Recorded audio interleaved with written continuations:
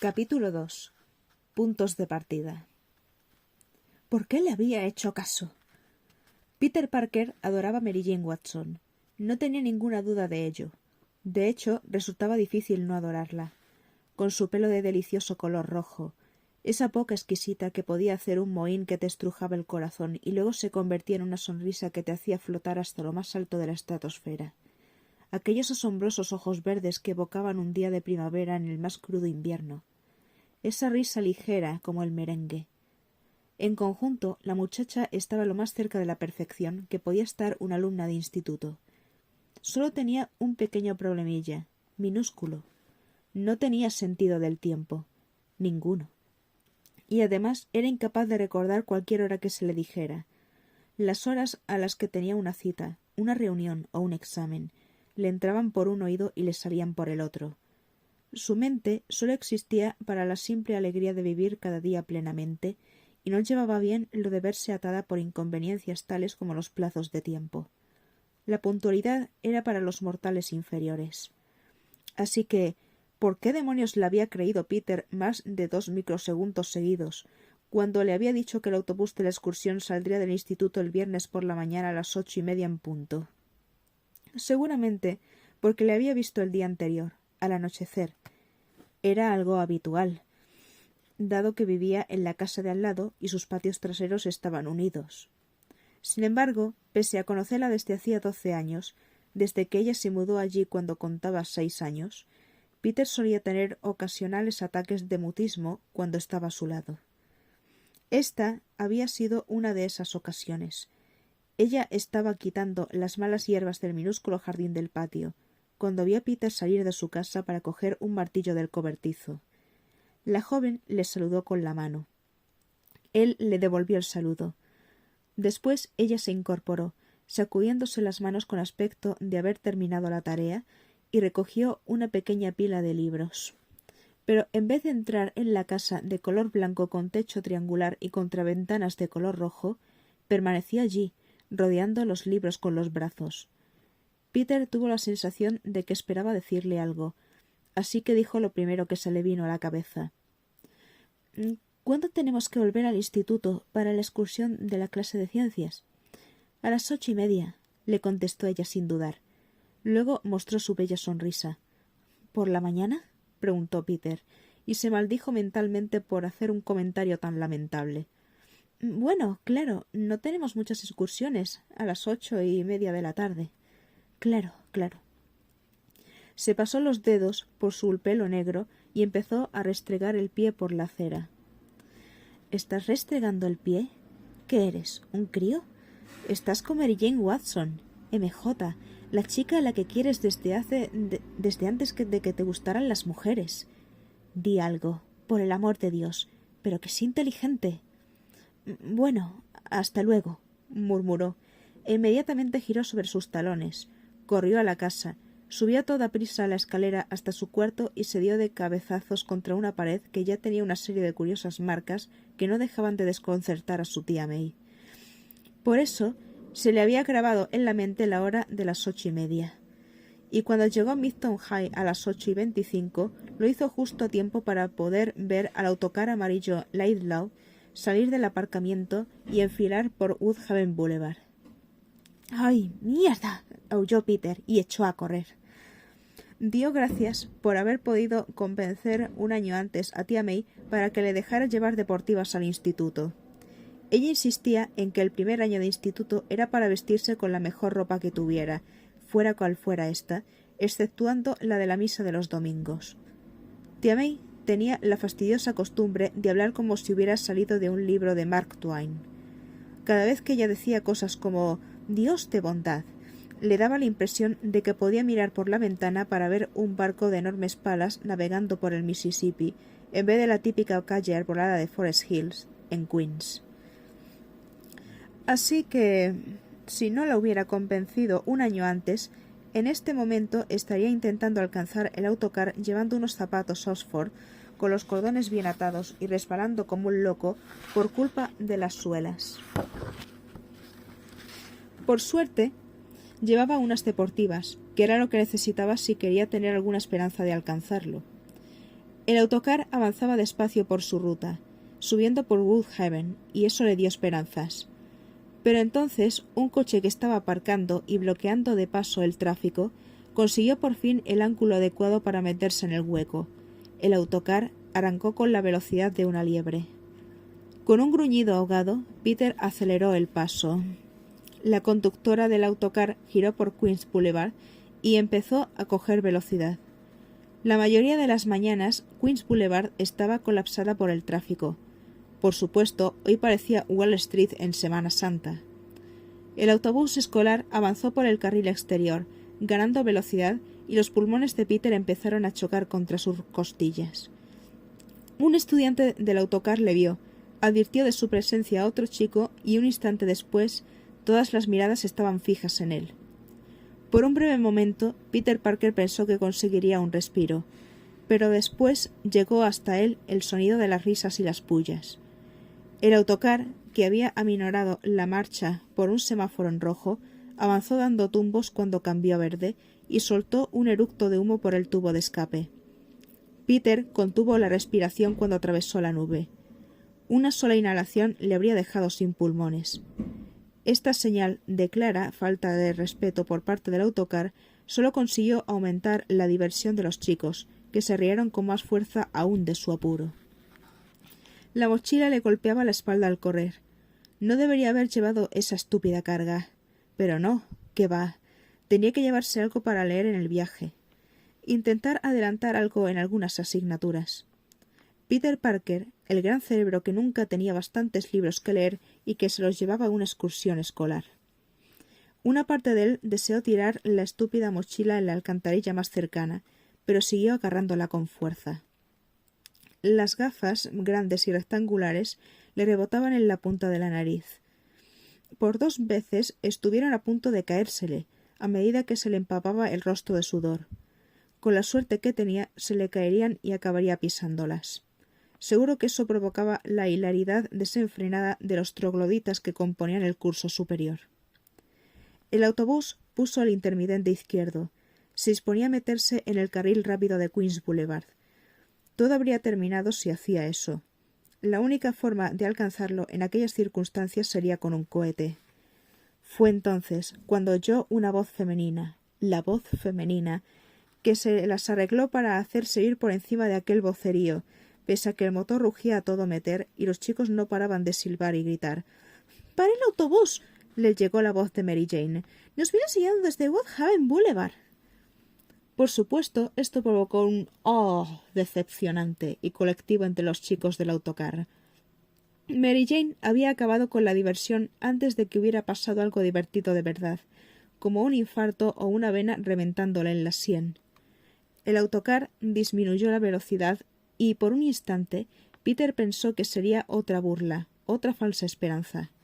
Pero entonces el vehículo se dirigió hacia el bordillo de la acera y las puertas se abrieron para que entrara. Peter casi se cayó al aferrar el pasamanos. La conductora le miró desde arriba, no con preocupación, sino con irritación nada disimulada, evidentemente molesta porque ese estúpido adolescente le estropeara su horario cuidadosamente medido. —Gracias —pudo decir Peter con voz entrecortada. La conductora gruñó, empujó hacia adelante la palanca y cerró la puerta detrás de él mientras todavía estaba en los escalones. Ella ni siquiera esperó a que hubiera entrado del todo para poner en marcha el autocar, refunfuñando para sí misma en un torrente de indescifrables murmullos. Peter se tambaleó hacia adelante, combatiendo no solo su propio cansancio y su propio corazón desbocado, sino también las sacudidas del vehículo, que se había metido bruscamente en el carril rápido y estaba cobrando velocidad. El joven chocó contra unos chicos ya sentados. —Perdón, murmuró a cada uno mientras se incorporaba. El profesor, el señor Sullivan, le dedicó una mirada particularmente desagradable. Peter siempre se ponía nervioso cuando veía al señor Sullivan, con sus gruesas gafas, sus cabellos finos y esa expresión de perpetuo dolor, ya que no podía evitar pensar que estaba contemplando a una versión futura de sí mismo. Era una sensación desconcertante, aterradora incluso. El señor Sullivan le hizo un gesto impaciente para que se buscara un asiento, y luego se concentró en su portapapeles con tanta intensidad que daba la impresión de hallarse inmerso en la traducción de los recién descubiertos manuscritos del Mar Muerto. Peter miró por encima del hombro de Sullivan y vio la lista de estudiantes. Sullivan estaba poniendo una pequeña X negra junto a su nombre. «Eso no puede ser bueno», pensó Peter. Sentada a unos 3/4 del recorrido estaba Liz Allen. Llevaba un aparato dental, gafas incluso más gruesas que las de Peter y un cabello tan ensortijado que podría haberlo usado de estropajo para fregar una sartén con 2 pulgadas de grasa incrustada. También llevaba libros, y él creía ser el único tan obsesionado con llevar algo de lectura. El asiento de su lado estaba vacío. Peter sintió las piernas flojas cuando hizo contacto visual con la muchacha. Liz dejó caer rápidamente los libros en el asiento vacío y le dedicó una mirada tan gélida que podría haber congelado el sol. «Ni se te ocurra», dijo agriamente. Estupendo. Liz era para la actividad social del instituto lo que el foxtrot para la primera fila de un concierto de rock. Y aun así, su posición dentro de la comunidad del instituto Midtown le preocupaba lo bastante como para no querer compartir asiento con él. Mientras recorría el pasillo, no pudo dejar de preguntarse qué había hecho para merecerse eso. ¿De verdad tenía un aspecto tan horrible? Vio su reflejo en una de las ventanillas. De acuerdo, el cristal estaba cubierto de mugre e insectos muertos, pero aun así no era tan desagradable. Tenía el rostro redondo, de actitud honesta y sincera. Físicamente no era muy impresionante. Algunos podrían considerarlo escuálido, pero él prefería el término esbelto o delgado. Y sus ojos, bueno, consideraba sus ojos como su mejor rasgo. Eran de un azul profundo y estaban llenos de inteligencia y autoridad. Ya, bueno, la inteligencia y la autoridad no son cosas que aprecian los alumnos de un instituto. La inteligencia estropea la media de una escuela y la autoridad es justo aquello contra lo que se rebelan los adolescentes. Y allí estaba Peter Parker, la personificación de ambas cosas. Teniendo en cuenta eso, resultaba increíble que todavía siguiera con vida y andando. Y entonces, sin previo aviso, estaba en el suelo. Al principio no tenía ni idea de lo que había sucedido. Había pasado tan deprisa que su mente no tuvo tiempo de procesarlo. Solo sabía que momentos antes andaba por el pasillo del autobús y que ahora estaba de bruces en el suelo. Este estaba sucio y lleno de restos como envolturas de chicles y caramelos, pequeños trozos de comida y basura que llevaban allí quién sabe cuánto tiempo. Para colmo, se había golpeado los codos al caer y un dolor atroz le recorría los brazos, pero le dolía mucho más la humillación, y el peor dolor de todos fue el del rubor que coloreaba sus mejillas. Porque Peter sabía que no se había limitado a tropezar. Le habían puesto la zancadilla. Se volvió mientras se colocaba las gafas nerviosamente. Miró de lleno, de pura furia, al ocupante del asiento junto al que acababa de pasar. Estaba seguro. Flash Thompson. Flash Thompson, el héroe del fútbol, fanfarrón, arrogante, malicioso y seguro de sí mismo, con un corazón grande como el mundo y una compasión a juego, siempre que el mundo tuviera el tamaño de una molécula. En lo que a Peter se refería, Flash era la prueba de que Darwin se equivocaba, porque era un atavismo perteneciente a una era anterior, y si los neandertales hubieran sido como Flash, la humanidad nunca habría podido evolucionar. Neanderflash y su cohorte de hombres de las cavernas habrían hecho que la vida de la nueva especie fuera una tortura infinita de zancadillas, golpes y pullas verbales. «Sois el homo del Homo sapiens», le habrían gritado, gruñido y aullado. Y la futura encarnación del hombre, la más inteligente y mejor, se habría vuelto corriendo a los árboles para no bajar nunca más de allí. Oh, y además conseguirían a las mejores mujeres. Se limitarían a abrumarlas con su bestial magnetismo animal, a echárselas al hombro y a alejarse presumiendo de ello. Como el presente ejemplo. Mary Jane iba sentada junto a Flash. Resultaba evidente que no había visto a Flash poniéndole la zancadilla, pero le miraba con sospecha. Flash, con las palmas de las manos hacia arriba hizo un gesto de completa inocencia. —¿Qué? —preguntó. ¿Y por qué no iba a hacer el gesto? Dentro de su limitada inteligencia sabía que él no lo delataría, y tenía razón. Lo único que podía empeorar aquella mañana para Peter era que se le ocurriera acusarle con el dedo y dijera «Me ha puesto la zancadilla». ¿A qué sonaría de lo más lamentable y gimoteante? No, Peter tenía que aguantarse y así lo hizo. Sin una palabra se incorporó y lanzó a Flash la mirada más fiera y colérica que pudo, lo cual intimidó a Flash Thompson todo lo que podía aspirar a intimidarlo. Frunció los labios en una mueca de desdén y se volvió para pasar el brazo alrededor de los hombros de Mary Jane.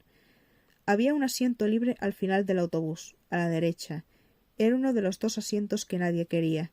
Estaba justo encima de la rueda trasera. Saltaba en todos los socavones y baches, con un traqueteo constante, y era el asiento más incómodo de todo el vehículo. Peter, sumido en la autocompasión, se exilió en ese sitio. Nadie le miró 2 veces. Solo, entre la multitud, hizo lo que siempre hacía en esas circunstancias. Sacó un pequeño diario de entre 2 libros más grandes y lo abrió con cuidado sobre su regazo, equilibrándolo con experta habilidad. El diario era idéntico al que le regaló tío Ben una década antes, pero tenía el número 29 pulcralmente escrito en la esquina superior derecha de la cubierta. Era el diario 29º que escribía desde que era niño. Había sido una suerte que tío Ben le comprase un cuaderno vulgar y corriente que se vendía mucho. Le daba una sensación de continuidad entre el niño del pasado y tal vez el anciano en que se convertiría. Casi se sentía como un viajero del tiempo. Escribir en el bamboleante autobús no resultaba fácil, y estaba seguro de que su anotación no sería muy clara. Aun así, sería una obra maestra si se comparaba con los garabatos de cuando tenía 6 años y aún intentaba dominar la caligrafía. Fechó la página y escribió: «Queridos padres, bueno, ha vuelto a pasar. Flash ha hecho que parezca un idiota delante de MJ y ella ni siquiera se ha dado cuenta de que la culpa ha sido de él. No lo entiendo. Tengo 100 veces más cerebro que él, pero siempre se las arregla para dejarme mal. Tío Ben dice que puedes derrotar a los ignorantes con la inteligencia y a los arrogantes empleando esa arrogancia contra ellos mismos, pero que los más difíciles de manejar son los que son ignorantes y arrogantes a la vez. Y lo peor es que se sienta con MJ, y eso me deja hecho polvo, y no creo que le guste de verdad.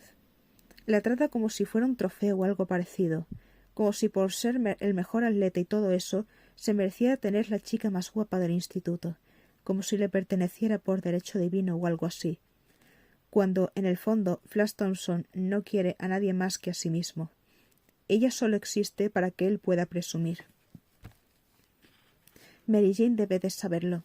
Tiene que saberlo. ¿Por qué demonios le aguanta entonces? ¿Cómo puede gustarle ese tío?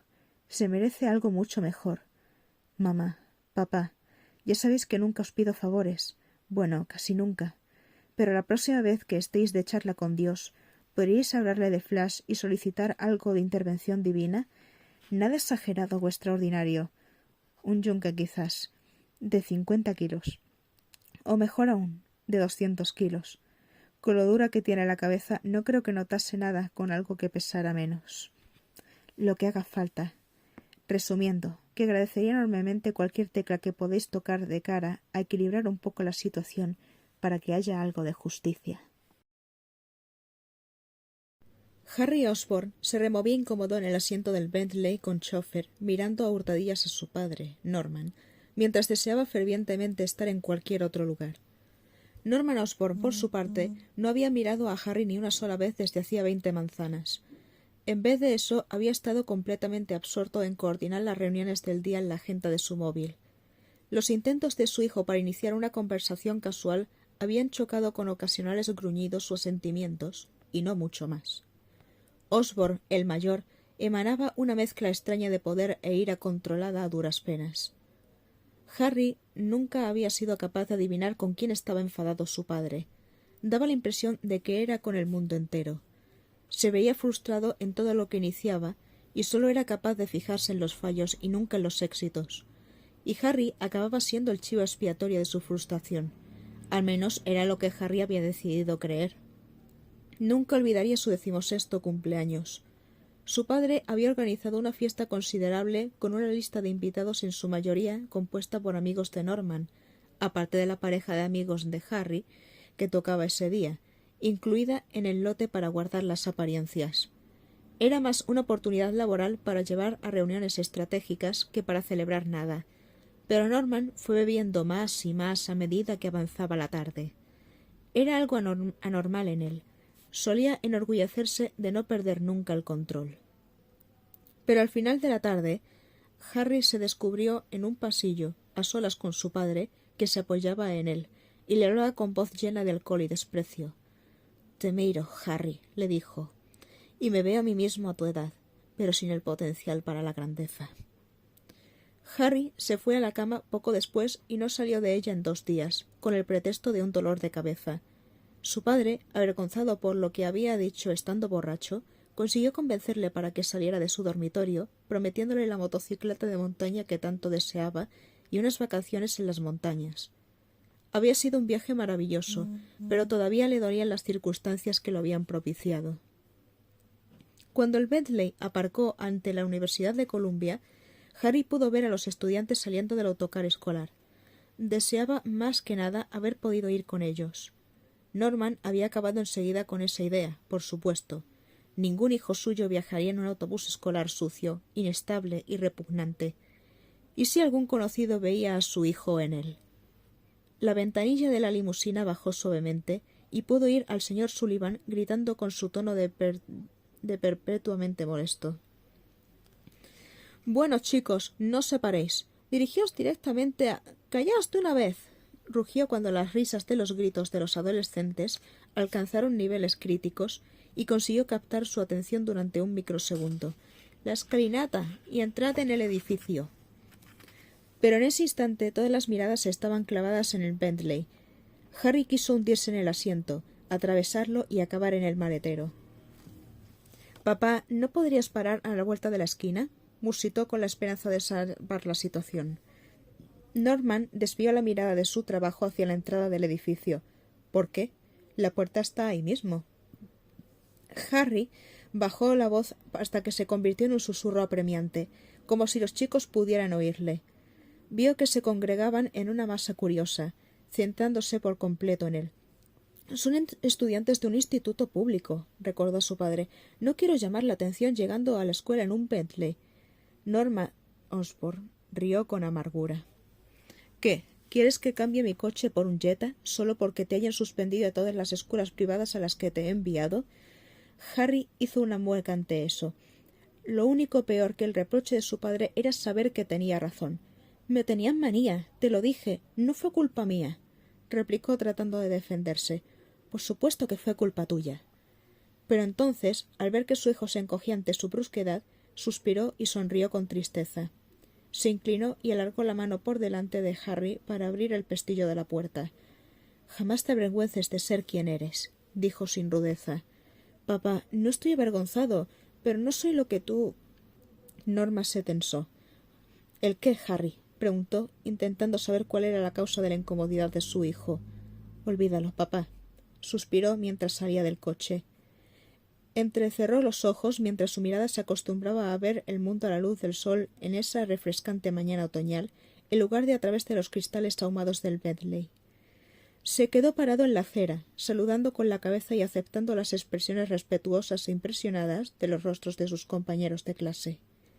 Se acercaban al coche como si fuera el Santo Grial, y eso hizo que Harry se sintiera aún más incómodo. Le había dicho la verdad a su padre.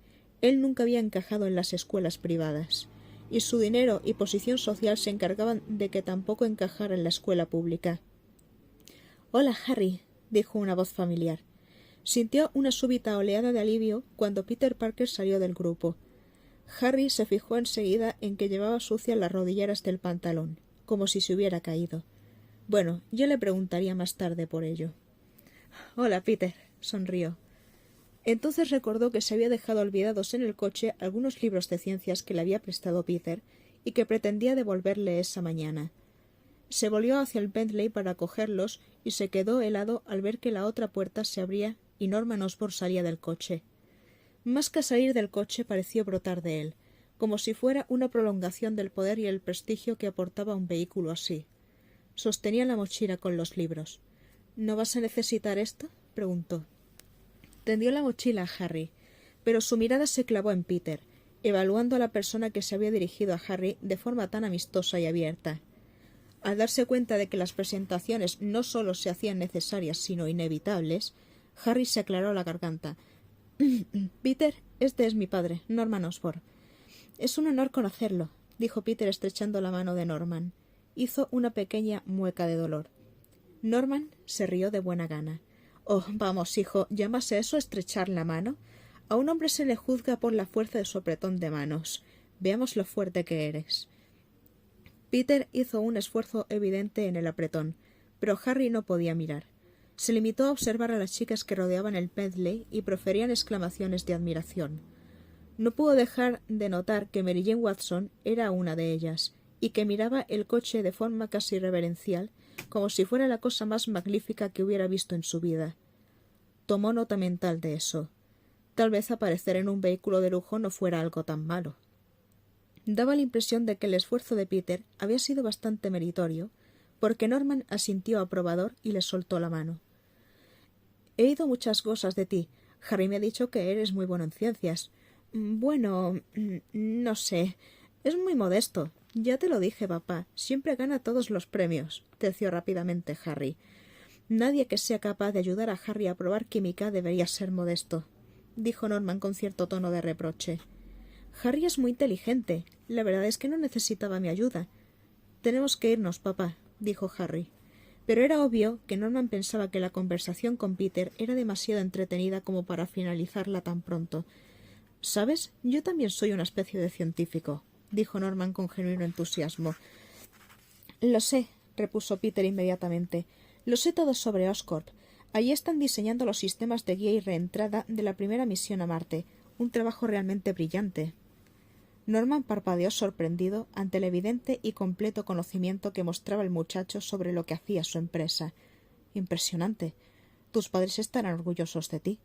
Vivo con mis tíos. Ellos son los que están orgullosos, respondió Peter como disculpándose.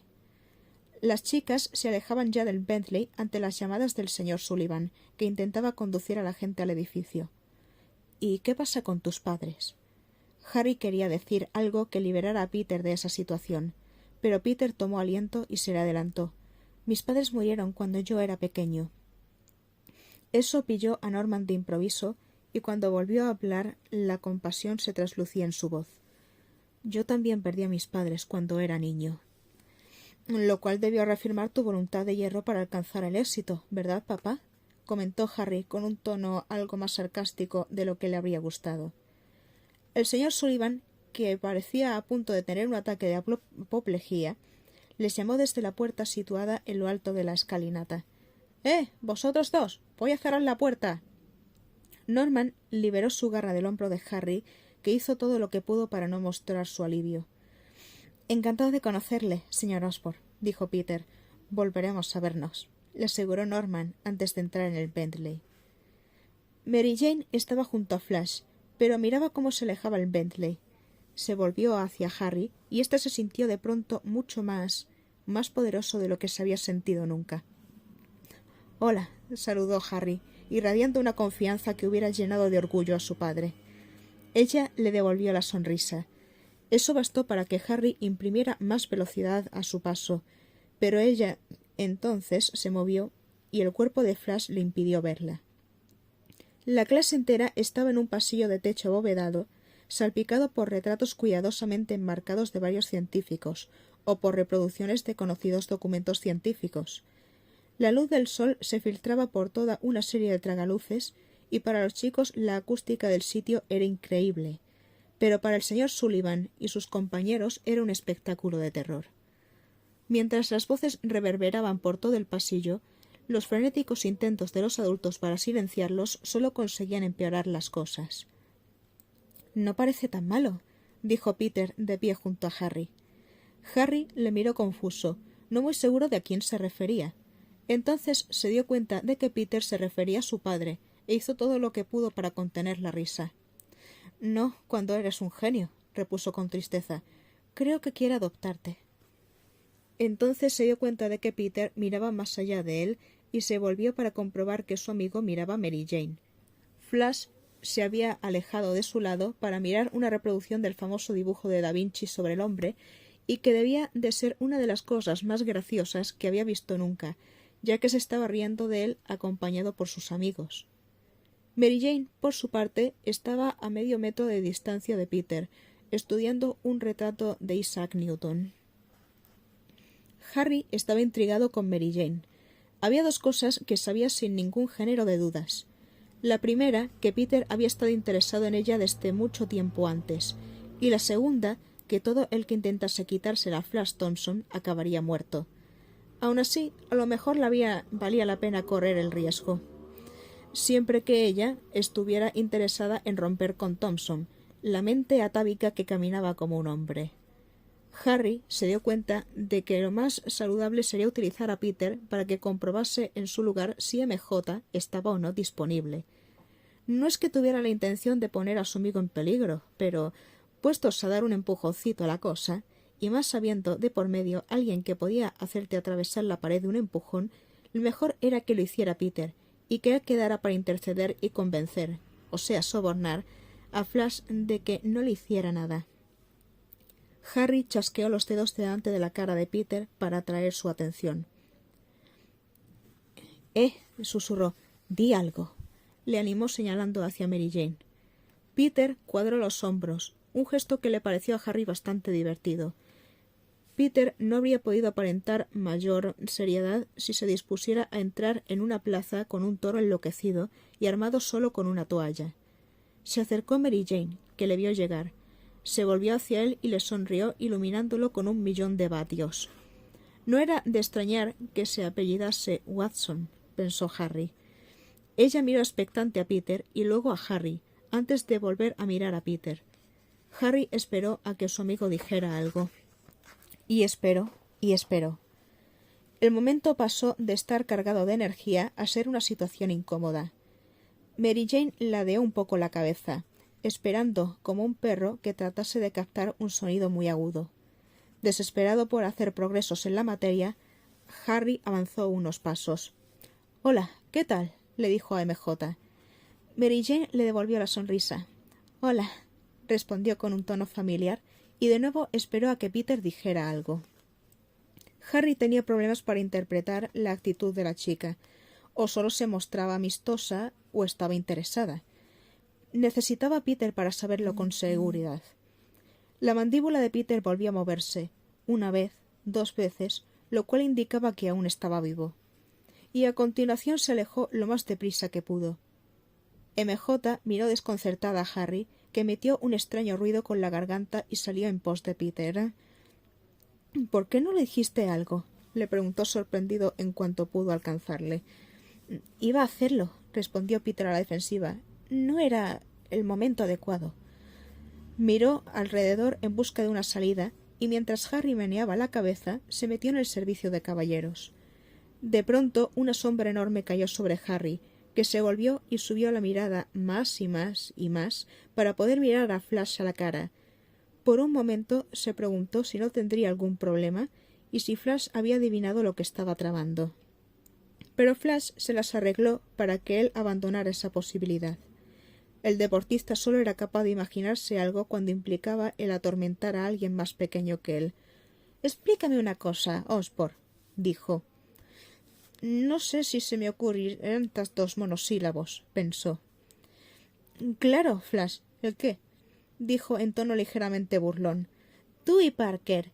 Quiero decir que él es un perdedor y tú un don papá mega rico que viaja en un Rolls Royce. Es un Bentley. Lo que sea», dijo Flash impaciente. «La cosa es, ¿por qué te molestas en ir con ese tío? ¿Qué tiene de especial? No seréis...» E hizo un gesto con la mano hacia arriba y abajo como si tuviera la muñeca rota. No», respondió Harry con vehemencia. «No, no es eso. Es... Mira, ¿de verdad quieres saberlo?» «Te lo he preguntado, ¿no?» La actitud de Flash no mejoraba. Harry miró a derecha e izquierda para asegurarse de que nadie les oía, y se conformó con los esfuerzos inútiles del señor Sullivan por captar la atención de todos los alumnos. Seguramente podrían charlar durante un tiempo sin interrupciones. Bueno, verás, todos los colegios a los que he ido antes eran los mejores, los más fijos, los más privados que podían encontrarse, y me expulsaron de ellos, ¿vale? No di la talla en los estudios. En realidad, ni siquiera quería darla. Flash emitió un silbido. Ya me preguntaba yo cómo es que habías acabado en esta basura de instituto. Ya, bueno, pero seguro que también me habrían expulsado de este si no hubiera recibido ayuda. Se apoyó contra la pared, moviéndose incómodo, como si le apretaran los zapatos. Llevaba 2 semanas en Midtown y tenía que hacer un trabajo de biología. No tenía ni idea de cómo hacerlo, así que hice lo que hago siempre cuando tengo un problema: solucionarlo con dinero.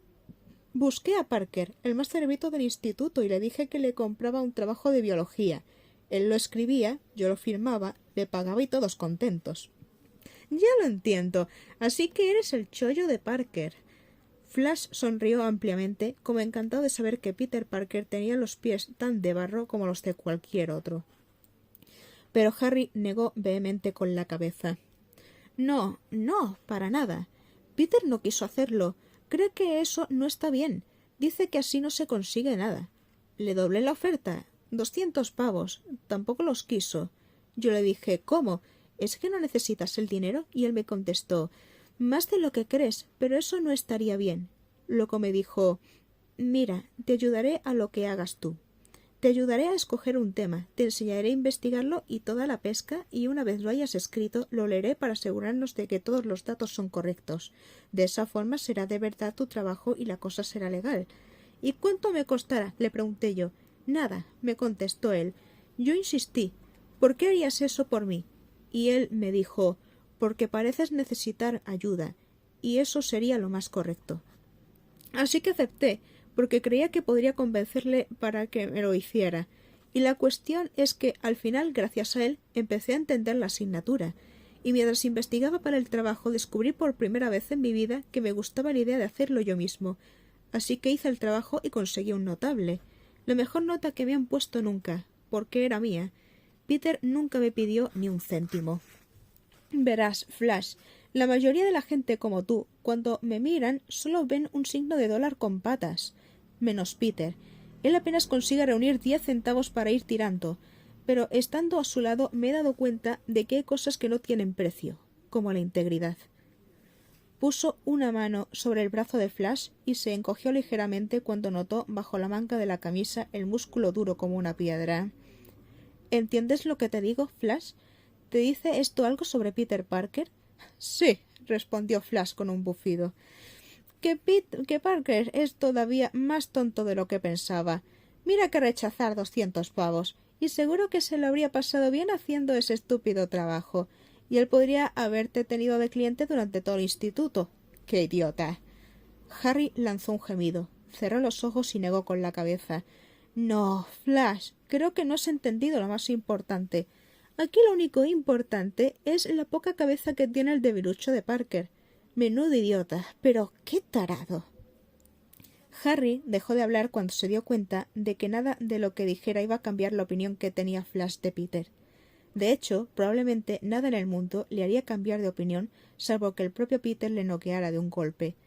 Pero cuando Flash se acercó a Mary Jane con aire fanfarrón, la rodeó con el brazo como si fuera un filete de vaca. Harry se dio cuenta de que las posibilidades de que Peter noqueara a Flash eran muy, pero que muy escasas. El Club Ascot, situado en una mansión de Lexington Avenue, era uno de esos clubes para hombres que parecían anticuados sin remedio. Por supuesto, eso era precisamente lo que más gustaba a los miembros únicamente masculinos. Solo había que entrar en el club y respirar hondo. Con solo una bocanada resultaba muy sencillo detectar la historia, las pipas, los cigarros puros y la testosterona que llenaban la atmósfera. El aire estaba impregnado de cierta sensación de gravedad y de una serena quietud. Había una serie de salas donde estaban completamente prohibidas las discusiones, para que un silencio bendito se enseñoreara en ellas. Norman Osborn no estaba de humor para hablar, pero las confortables sillas de las zonas silenciosas estaban ocupadas, así que optó por situarse en una silla tapizada en la esquina más alejada de una de las salas de conversación y ocultarse detrás del periódico con la esperanza de que no le molestara nadie. Una esperanza que resultó vana, aunque la interrupción, por lo menos, no dejó de tener una lógica perversa. «Al menos lees mi periódico, Norman. Aprecio el gesto de solidaridad». Osborne dobló el Daily Bugle por la mitad y siguió con sorpresa a la persona que le había dirigido la palabra. «Jonah», exclamó, «un poco pronto para ti, ¿no?» Y J. Jonah Jameson, editor del Daily Bugle, no necesitaba la excusa de ir al club para fumar un puro. Lo hacía cuando y donde le apetecía, ignorando cualquier aviso en contra, desde los carteles de prohibido fumar hasta las leyes de la ciudad. Pero se le había oído declarar que, al menos en su club, podía fumar sin tener que preocuparse de las miradas de desagrado de la gente. Jameson tenía una expresión relajada. Acostumbraba a caminar con la barbilla hacia afuera, como un boxeador que retase a la gente a que le pegara con todas sus fuerzas. Él mismo había dicho en alguna ocasión que no había pedido disculpas en toda su vida, y se comentaba que no tenía por qué disculparse, que para eso tenía empleados que lo hicieran por él.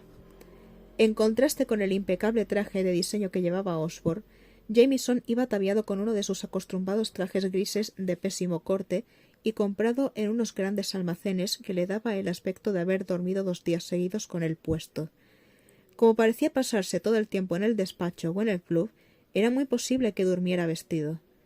Para Osborne era un completo misterio que alguien con tanto dinero como Jameson prestase tan poca atención a su apariencia personal. Jameson, con el bigote erizado, se sentó en la silla situada frente a Osborne. «También es temprano para ti, Norman. Acabo de salir de una reunión con mis estúpidos contables». «Ah, así que llegaste a una reunión desagradable. Yo tengo que ir a una. Pensé que un poco de silencio y un buen periódico y un mejor brandy». Cogió su brandy moviendo ligeramente la copa. «Es lo que me recetaba el médico para ayudarme a pasar el trago». «¿Dónde? ¿En tu fábrica de la isla?» Osborne asintió y se reclinó en su silla. Tenía una expresión de asombro en su rostro. «Sí, Jonah, en mi fábrica de Long Island. Y no te daré detalles. Con un viejo perro periodista como tú, siempre es mejor decir menos que más». Jameson no se rió, ya que nunca se reía. Lo que más conseguía emitir era una especie de ladrido malhumorado, que era lo que estaba haciendo en ese momento. «No te sobreestimes, Norman. Los trabajos de Oscar no proporcionan precisamente el tipo de titulares que atraen a la masa de lectores». «¿Qué es lo que atrae hoy en día a los lectores, Jonah?» Jameson gruñó esta vez. Osborne comenzaba a preguntarse si el hombre no tendría una parte de lobo. «Justamente son los lectores en general los que ahora me preocupan. De eso trataba mi reunión, por si te interesa saberlo». «No especialmente». Pero era demasiado tarde. Jonah estaba lanzado. «Los malditos contables me han dicho que el periódico perdió $1 millón el año pasado, y que este año perderá otro, y es muy probable que otro más el que viene. ¿Y sabes lo que les dije? ¿Que a este ritmo quebraréis dentro de 30 años? Jameson parpadeó sorprendido. «¿Cómo lo sabes?» «Porque he visto Ciudadano Kane, Jonah. Tomaste la frase de una película de hace 60 años. «¿Lo hice?» Jonah frunció el ceño y luego sus ojos se agrandaron. «Por Dios que lo hice. Y de una película condenadamente buena, si quieres mi opinión». «No la quiero, pero sí lo es». La verdad es que Osborne disfrutaba con sus ocasionales duelos verbales con Jameson, pero en ese día concreto, JJJ no parecía estar de humor para apreciarlos. «¿Sabes qué está acabando con nuestras ventas, Norman? ¿Quieres que te lo diga?» «¿Podría impedírtelo?», dijo Osborne esperanzado, intentando volver a su periódico. «Que nuestros lectores se mueren», explicando Jonah, como si Osborne no hubiera dicho nada. Osborne suspiró y puso el periódico en su regazo. «Los lectores mayores, los que crecieron leyendo el periódico y que saben y aprecian la manera en que solo un periódico puede cubrir una noticia, se mueren. Y ahora todos los críos tienen televisión o internet, cuando les está por mostrar algún interés por lo que pasa en el mundo que les rodea, claro. No van a gastarse 50 centavos en una lectura inteligente y en reportajes documentados, cuando pueden conseguir las noticias en bytes pequeños y fáciles de digerir». «Esa es una actitud catastrofista, Jonah». Es realista. Jonah sonó autocompasivo, morboso incluso. Me pregunto si cuando los dinosaurios iban desapareciendo y su época de gloria llegaba a su fin, me pregunto si aullarían de frustración como hacemos ahora los periodistas de la vieja escuela, que llevamos la tinta de las imprentas incrustadas bajo las uñas y sabemos que nuestro medio se está yendo por el inodoro. Eres demasiado duro contigo mismo, Jonah, y olvidas una cosa. ¿Ah, sí? Jonah movió el puro de un lado a otro de la boca sin utilizar las manos. Se limitó a pasárselo de izquierda a derecha con la suavidad de un pudín. ¿Y qué es? Que lo único que necesitas es una gran historia. Solo una. Algo que llame la atención de los neoyorquinos. Si es una historia lo bastante llamativa, la gente buscará información donde sea. Puede que tengas razón, concedió Jonah. La pregunta es, ¿qué clase de historia podría ser lo bastante llamativa? No lo sé, Jonah. Yo solo soy un estúpido científico, no un genio mediático como tú. Es el mandamiento más antiguo del mundo del espectáculo, darle al pueblo lo que quiere. Lo que el pueblo quiere son historias impactantes y breves, sin complicaciones, blanco y negro, buenos y malos, héroes y villanos. ¿Y cuál es el problema?, preguntó Osborne. J. Jonah Jameson se rió con desprecio, reclinándose en su asiento con la actitud de quien se encuentra en su propio elemento, tanto física como filosóficamente. Y yo que pensaba que eras de los que pensaban como yo. ¿Es que no lo sabes? Ya no hay héroes, ya no. Si quieres grandeza y grandes hombres, coge un libro de historia y mira a los padres fundadores.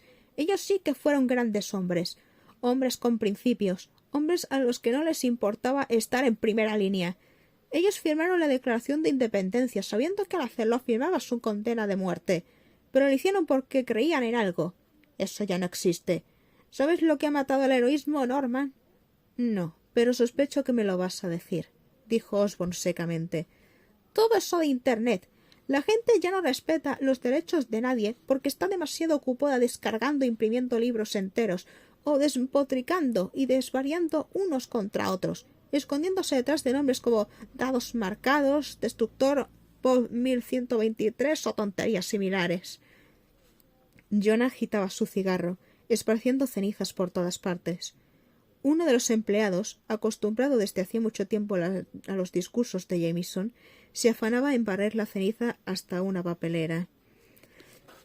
¿Qué impacto hubiera tenido la declaración, Norman, si hubiera estado firmada por nombres como Grito Letal o Conejo Saltarín 27? No mucho, concedió Osborne. Pero seamos justos, Jonah. ¿Por qué querría nadie ser un héroe en estos tiempos controlados por los medios de comunicación? En cuanto alguien realiza algún acto heroico, los periódicos se aferran a él y se ponen a rebuscar y a escarbar hasta encontrar algún esqueleto en su armario que poder exhibir en primera página. ¿Por qué va a querer nadie convertirse en un blanco así? Cuando se es un héroe no se piensa en lo que podría sucederle al arriesgar la vida. Uno hace lo que debe hacer, contestó secamente Jonah. He intentado vivir mi vida de la forma más escrupulosa posible, Norman. No se puede ir por ahí intentando acabar con la corrupción cuando no se tienen las manos limpias. ¿Que quieren investigarme? Pues que lo hagan. Yo no tengo nada que ocultar. ¿Pero sigue la gente mi ejemplo? No. Te digo que ya no hay héroes. No culpes al mensajero por el mensaje. Osborne se dijo que no debería meterse así con Jonah, pero estaba inquieto por su reunión y el viejo charlatán empezaba a ponerle nervioso. Así que ese es el mensaje que difundes y por el que no se te debería culpar, que no hay nadie lo suficientemente bueno como para soportar un escrutinio público, por muy bien intencionadas que sean sus acciones. Exactamente, dijo Jonah con una ola enfática de su puro, enviando más cenizas alrededor. Unas pocas bailaron en las solapas de la chaqueta de Osborne, y éste se las sacudió. Jonah no pareció darse cuenta de ello. Eso es, exactamente. Tiene gracia, dijo Osborne, rascándose pensativo la barbilla mientras se levantaba. Recuerdo un hombre que vivió hace 2000 años y que también tenía algo de héroe. Muchas personas le admiraban, pero otras muchas no. Así que dime, Jonah, si un hombre con ese grado de heroísmo apareciese hoy, ¿le escucharías y aprenderías de él, o serías el primero en crucificarlo? Un grupo de hombres había estado escuchando la conversación y se oyó una carcajada colectiva contenida ante las últimas palabras de Osborne. Jameson clavó una mirada encendida a su alrededor. Las risas se cortaron en seco y los hombres volvieron a concentrarse en sus periódicos. «Eso no tiene gracia, Norman», dijo Jameson tranquilamente. «No, no la tiene», palmeó Jameson el hombro. «Jonah, espero por tu bien que encuentres a tu héroe, consigas tu historia y recuperes tu antigua tirada. Dios sabe que todavía necesitamos periódicos y héroes, y que tú necesitas a alguien con quien meterte, o al que encumbrar», añadió rápidamente. «Eso dependerá de ti, ¿no?» Y cuando ya se dirigía hacia la salida del club, Jonah le llamó. «¿Recuerdas mis palabras, Osborne? Lo más parecido a un héroe que podamos tener hoy en día es algún pobre hombre con mala suerte que acabe siendo un héroe por accidente». «Jonah», contestó Osborne por encima de su hombro, «creo que acabas de definir lo que es un héroe desde el principio de los tiempos».